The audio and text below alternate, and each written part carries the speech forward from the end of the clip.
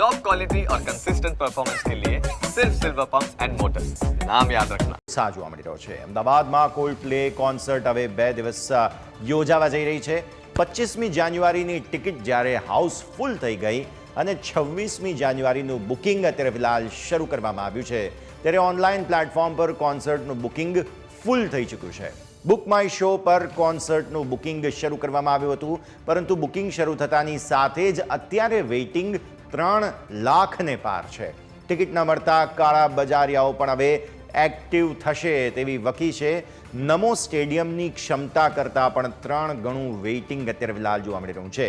મુંબઈમાં કોલ્ડપ્લેની ટિકિટ માટે 2 થી 2.5 લાખ રૂપિયાનો ભાવ પણ બ્લેક માર્કેટમાં બોલાયો હતો। કોન્સર્ટની લોકપ્રિયતા જોતા અનેક લોકો ટિકિટ વગરના રહી જશે। અમદાવાદમાં 25મી નવેમ્બરે આ કોન્સર્ટનું આયોજન કરવામાં આવ્યું છે।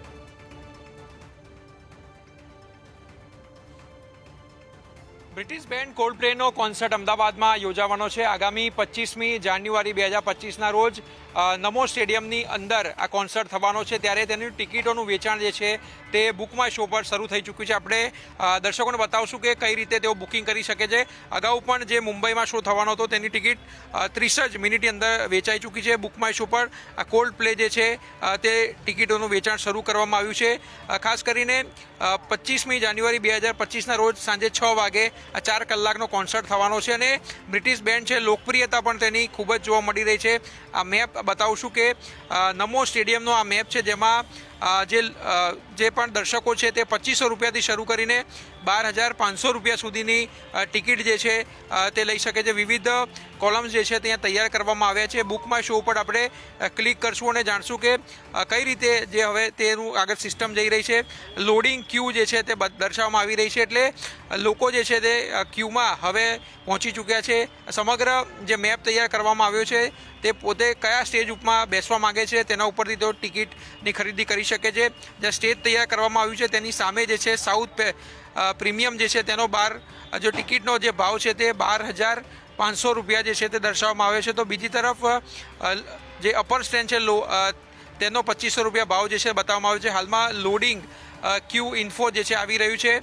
અત્યારે જ સમય પહેલાં જ અંદાજિત 3 લાખથી પણ વધારે લોકો તેની ટિકિટ લેવા માટે કતારમાં હતા। ફરી એકવાર જે છે ત્યાં ક્યુમાં આપણે પહોંચી ચૂક્યા છે। 3,85,293 લોકો જે છે તે આ ક્યુમાં જોવા મળી રહ્યા છે। તમામ લોકો જે છે તે ટિકિટ ખરીદી માટે આવ્યા છે। ખાસ કરીને તેમને પણ એક આશા છે કે તેઓને પણ ટિકિટ મળશે, પરંતુ 1 લાખ દર્શકોની ક્ષમતા જે છે તે આ નમો સ્ટેડિયમ ધરાવે છે અને ઓલરેડી 3,85,000 લોકો જે છે તે ક્યુમાં છે। એટલે મારી આગળ આટલા 3,85,000 લોકો ક્યુમાં છે, એટલે સમજી શકાય છે કે ટિકિટ કોને મળશે તે પણ એક સૌથી મોટો પ્રશ્ન છે।